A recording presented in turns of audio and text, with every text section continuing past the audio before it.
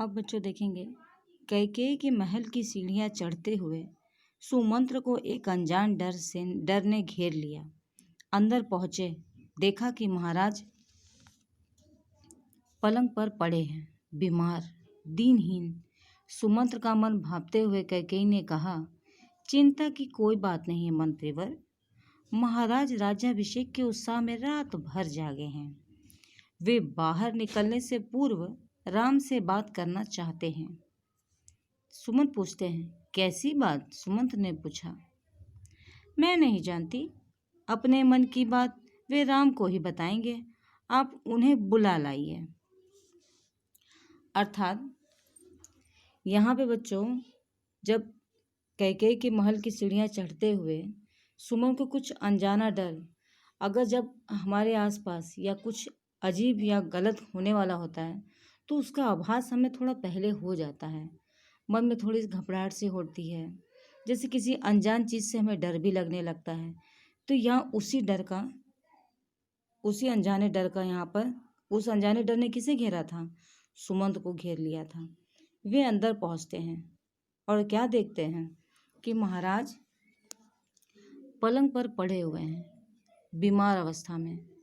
उन्हें देख एकदम दीन अवस्था, यानी कि उनको देखते ही दीन अवस्था की भावना आ जाए, ऐसी अवस्था में वो वहाँ पड़े थे। सुमंत का मन भांपते हुए, यानी सुमन अब क्या पूछ सकते हैं, ये जान चुकी थी रानी कैकेयी, और उस चीज़ को भांप जाती हैं, यानी उस चीज़ को जान जाती हैं। और उसी के हिसाब से कैकेयी कहती हैं कि चिंता की कोई बात नहीं है मंत्रीवर। महाराज राज्याभिषेक के उत्साह में रात भर जागे हैं। अर्थात वो सुमन से ये कह रही हैं कि चिंता की कोई बात नहीं है मंत्रीवर। महाराज राज्याभिषेक के उत्साह में रात भर जागे हैं। वे बाहर निकलने से पूर्व राम से बात करना चाहते हैं। अर्थात उन्हें बाहर निकलना है, लेकिन उस निकलने से पूर्व वो राम से कुछ बात करना चाहते हैं। तो सुमन पूछते हैं कि कैसी बात? तब कैकेयी कहती हैं, मैं नहीं जानती, अपने मन की बात तो वो राम को ही बताएंगे, तो आप उन्हें बुला लाइए। यानी कि जो एक अनजाना डर था कि क्या हुआ है या क्यों महाराज इस वक्त आए नहीं, वो सारे डर क्या हुआ, यहाँ पर कहीं ना कहीं वो थोड़ी थोड़ी छटा उसकी हटने लगी थी। जो मन में भय था वो यहाँ पर क्या हो रहा था बच्चों, यहाँ धीरे धीरे वो कहीं ना कहीं एक अपना रूप ले रहा था। अब देखिए आगे क्या होता है। दशरथ ने बहुत क्षीण स्वर में राम को बुलाने की आज्ञा दी। यानी जिस अवस्था में राजा दशरथ ने अपनी बात को कहा कि ना कहने, मतलब वो चाहते नहीं है उस बात को कहना, लेकिन फिर भी वो मजबूर होकर और लाचार होकर उस बात को कहने के लिए। क्षीण अवस्था ये होती है एकदम दुखी अवस्था। क्षीण यानी आदमी बहुत जब कमज़ोर हो जाता है तो उस कमज़ोर अवस्था को हम क्षीण अवस्था के नाम से यहाँ कहा गया है, और बुलाने की आज्ञा देते हैं। सुमंत के मन में कई तरह की आशंकाएं थीं, पर वे उन्हें टालते रहे। अर्थात सुमंत के मन में ये चीज़ तो मतलब कहीं ना कहीं साफ हो रही थी, जो धुंधले बादल थे वो घट रहे थे कि कहीं ना कहीं कोई तो बात है, लेकिन फिर भी ये सोचते हुए टालते, अरे जाने दो, ऐसी तो कोई बात होगी ही नहीं, ऐसी कोई बात हो ही नहीं सकती। मतलब आदमी जानता तो है कि कुछ अनहोनी है या कुछ अनहोनी घटनाक्रम चल रहा है, लेकिन उसे ना चाहते हुए भी अनदेखा करना।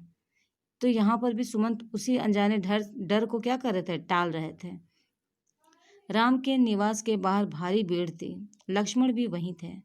अर्थात अब आज राज्याभिषेक था बच्चों, तो राज्याभिषेक के दिन तो नगर के राम के निवास पे भीड़ होना तो सामान्य बात है, और लक्ष्मण भी वहीं थे। भवन को सजाया गया था, यानी भवन को क्या था, बहुत सुंदर ही सजाया गया था। उसकी चमक दमक देखने योग्य थी, यानी इतनी सुंदर सज्जा थी बच्चों कि उसको अगर जो देखेगा वो देखता ही रह जाए।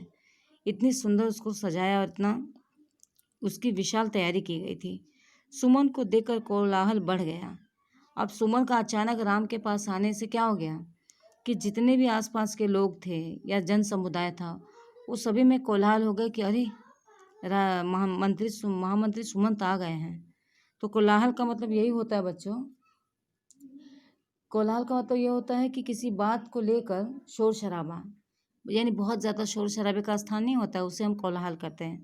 तो यहाँ राम के दरवाजे के बाहर तो काफ़ी भीड़ थी, तो कोलाहल तो मचना ही था। तो इस प्रकार से वो कोलाहल क्या होता है और बढ़ जाता है।